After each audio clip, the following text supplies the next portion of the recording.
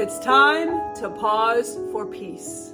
My name is Jule and I welcome you to this episode. I pastor Hillwood, Presbyterian Church USA that gathers on the west side of Nashville, Tennessee. This podcast is being released the weekend in the United States when we celebrate Memorial Day, which is a time so many of us look forward to because it's a time when we kick off the mindset of summer, even if the actual season of summer won't come for a few more weeks. Memorial Day. And I think about memorial, remembering not just those who have served our nation, who have died in valiant ways while protecting our safety, but I think about remembrance as a Christian pastor and as the call that we have whenever we gather around the table. We are called to remember, to live in perpetual remembrance of Jesus, the Christ. So last September, I had an opportunity to be in southern France. I was busy following the path of Mary the Magdalene, legends believing that it was in southern France where she spent the last days, decades actually, of her life. And in particular, I started my trek in Marseille. Marseille, on the coast of the Mediterranean in southern France. I flew in there and I was going there because I wanted to go to the Abbey of Saint Victor. I spoke about the Abbey of Saint Victor a couple of weeks ago on Pause for Peace. And it was in the Abbey of Saint Victor where I wanted to experience the Black Madonna that is in the midst of this amazing crypt. So I made my way. I found lodging very close to the Abbey and kind of made my way to it, kind of happenstance finding it my first night there. And I spent so much time in the Abbey of Saint Victor. I wasn't in Marseille for very long, but most of it was spent in the Abbey of Saint Victor. And in that crypt, I just was taking photo after photo and immersing myself in this place where there are these amazing sarcophagi that have been found and these intricate carvings in this amazing rock. I believe it's all limestone, and even like this place where it is believed that the Lazarus that we read of in the canonical Gospels, that Lazarus was and perhaps even was buried. The crypt of the Abbey of of Saint Victor claims to have this tomb of Lazarus there. And I was making my way around this crypt. It was a massive crypt. I've never been in a crypt so big. A crypt, I should say, is a place where there would be burial of people, if you will. Sarcophagi would be placed there. Sometimes these crypts are unearthed, and it made a lot of sense to me that right near the Mediterranean, there would be this kind of underground crypt. There's a big old sanctuary over it, the Abbey of Saint Victor, having a congregation still worshiping there. And this crypt, I just spent hours in it. And I will say I was surprised, although it's kind of funny that I was surprised. I was surprised as I came around this corner and all of a sudden I saw these posters about Mary the Magdalene. And these posters that were advertising, it's all in French, which I don't speak or read, just very little bit of spoken French. And so I'm trying to do the translation. And what I discover as I came around another corner, I went into another part of the crypt and I looked off to my right and I discovered the chapel of Saint Mary Magdalene, the chapel of Saint Mary Magdalene. There it was in this crypt of the Abbey of Saint Victor. I was so surprised. I did not expect it to be there. And what I saw there, it was one of those experiences of like an awakening as the moments unfolded. It didn't happen all at once because I wasn't able to take in the wider expanse of this chapel. It was very small, actually, in this crypt, and it particularly was what looked like an altar or a table, if you will, and then behind it was this amazing, intricate carving in the rock of this image of Mary the Magdalene. And as I actually took a video and then finally came and stood before the rock and started to see, there was so much more there. It wasn't just Mary the Magdalene there herself. It was actually Mary the Magdalene in what looks to be a prayer pose, like on her knees, praying, and it looks as if she is hunched over this boulder. I have heard some folks who have looked at this image with me say it looks like she's got this big pregnant belly, but what I saw when I looked was Mary the Magdalene in this prayer pose, hunched over this boulder, and there are little cherub-looking angels all around her. And what finally came into focus for me was that the Magdalene was actually gazing at a much smaller, out of proportion image of a body on a cross. What looked to be the body of Jesus, the Christ, on this cross in the midst of being crucified. The other interesting detail I noticed, it was as if the heavens were opening and there was like a ray of light coming, the crucifixion scene, and then like a break in the rock, and then this Mary the Magdalene in this prayer pose over this big boulder. I have sat for hours with that image. In fact, I sat for a while with that image there in the crypt, and then taking as much photo and video as I could, I brought that home and have been just gazing upon it. In fact, teaching about it. I'm on my way soon to a conference, and I will be teaching there on the path of Mary the Magdalene and the lessons we can learn from her and the spirituality that we are able to glean from an early movement of Christianity that was actually following in the teaching that we have of Mary the Magdalene that actually comes to us from the Gospel of Mary that was unearthed in 1896. And there is this sense in which as Mary is in prayer, she is communing with her beloved, with Jesus, as he is in the process of dying, and the hope of the rising coming, and the angels all around.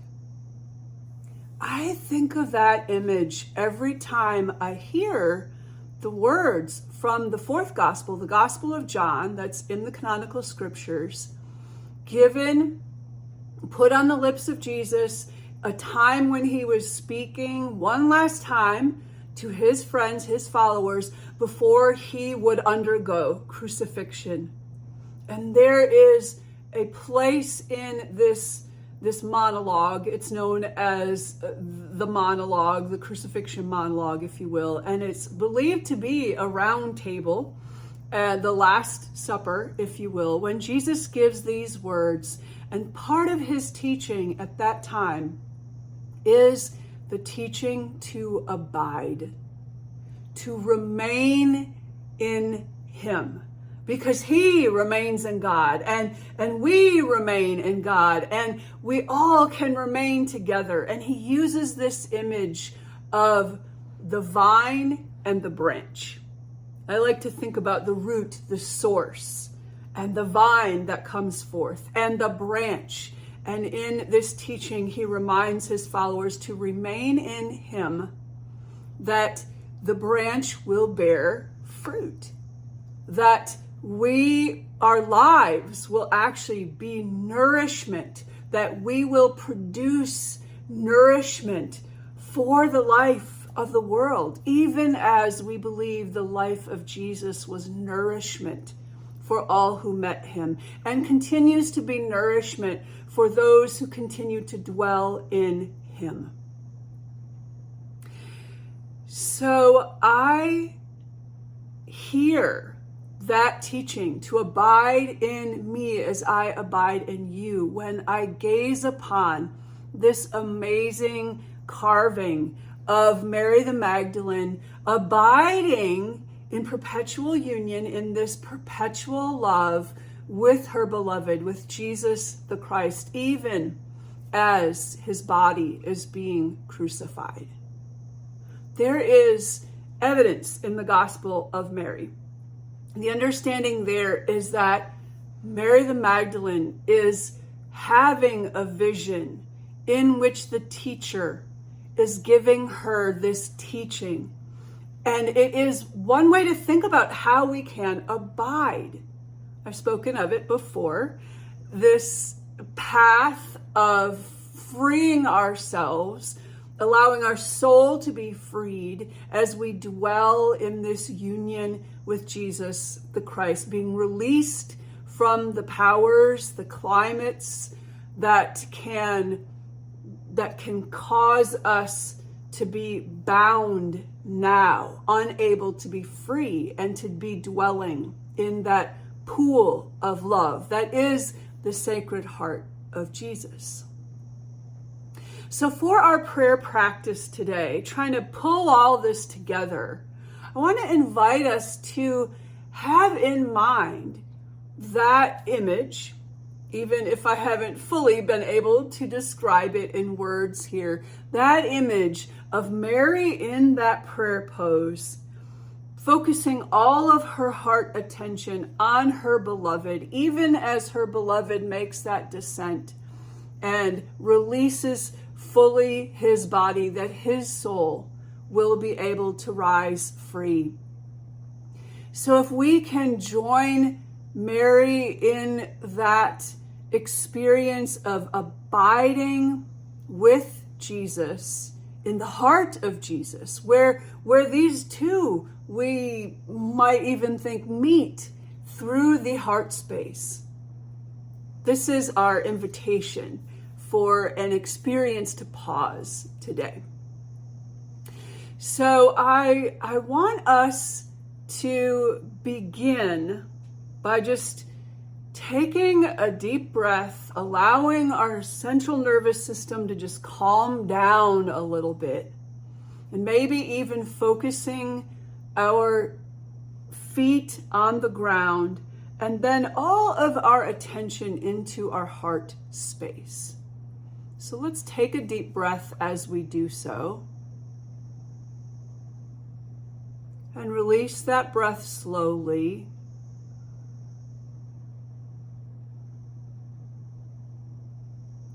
And the invitation is in the purest way you can think of the love that is Jesus.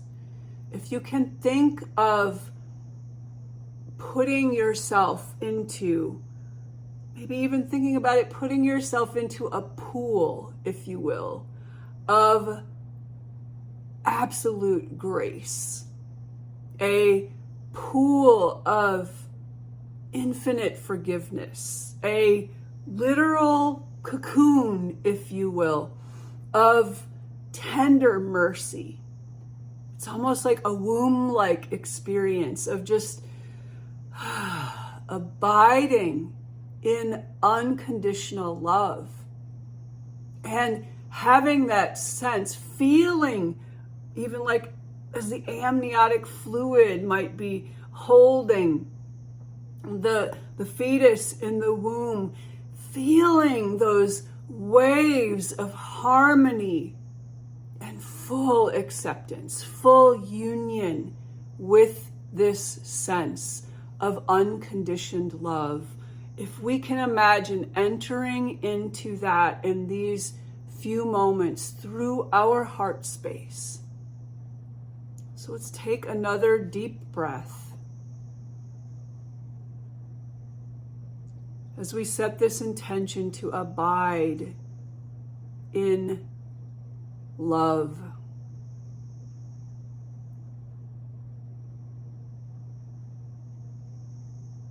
Many in the Christian household believe that Jesus is the fullness of pure love, of the love that beats at the heart of everything, at the core of the universe, that Jesus was the embodiment of that, who comes to show us that we too are the embodiment of that, and that we are here to live in that love. So in the stillness, we enter into perpetual remembrance of Jesus as we enter into this beautiful cocoon of pure, pure love.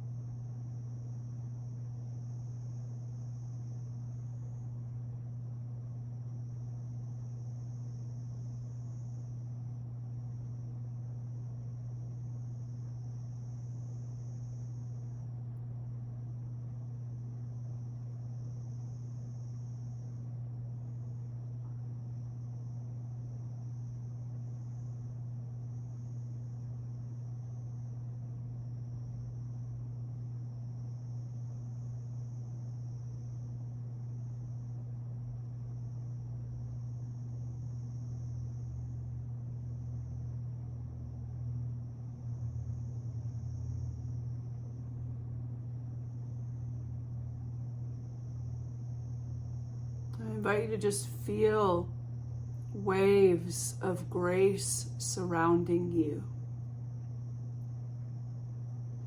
Perhaps you're experiencing this internally,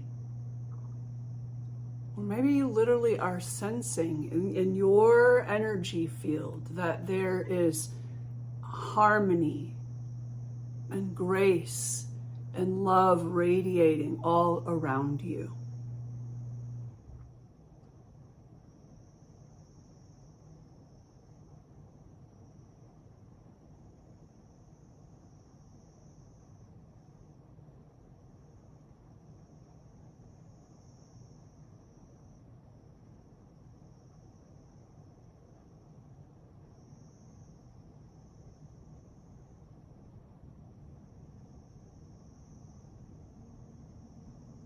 And just notice any sensations you're experiencing, any images or any words that might be coming, any colors you might be feeling or seeing. Maybe you're even hearing sounds, as if angelic choruses are singing beautiful music, that glorious harmony of the universe.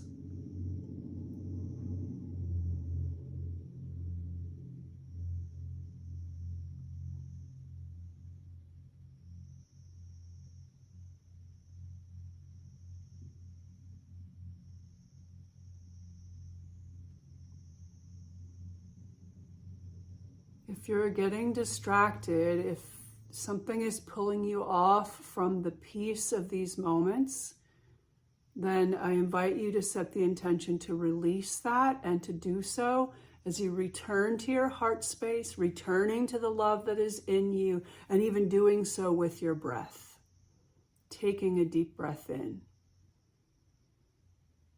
And as you exhale, whatever's distracting you, just letting that float away with your exhale. Maybe even your exhale is blowing that distraction away from you.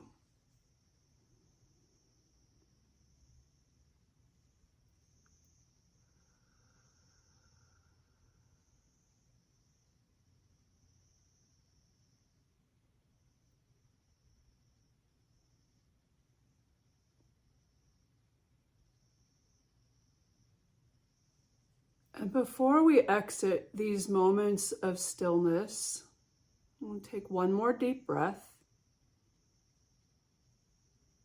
and exhale slowly.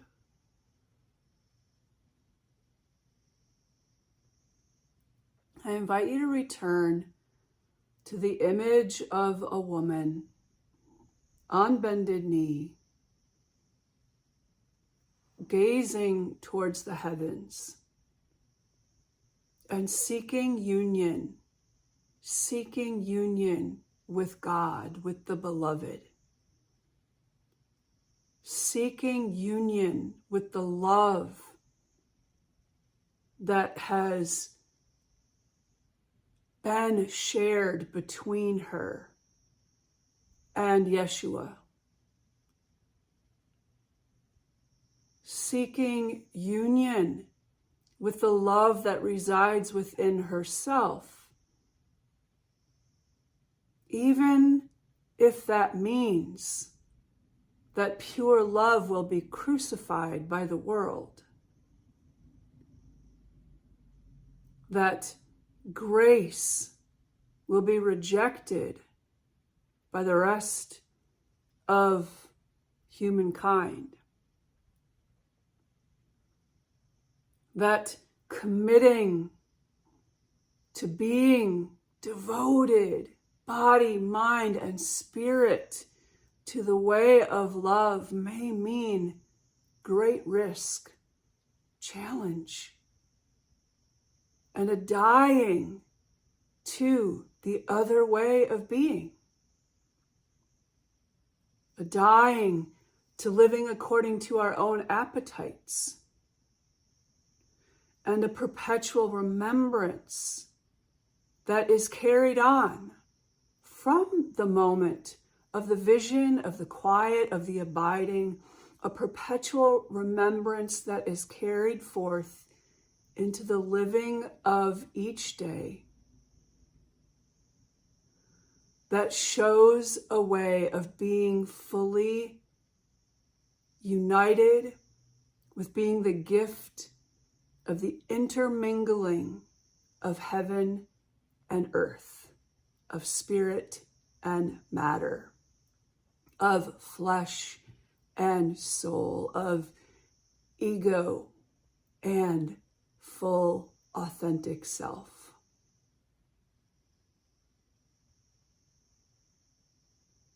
So as we exit from these moments of quiet, let us set that intention that our hearts will radiate with such a desire to love ourselves and others, to love that which is beyond us, the great God, the holy, the divine, the pure love that resides among us and in us and beyond us.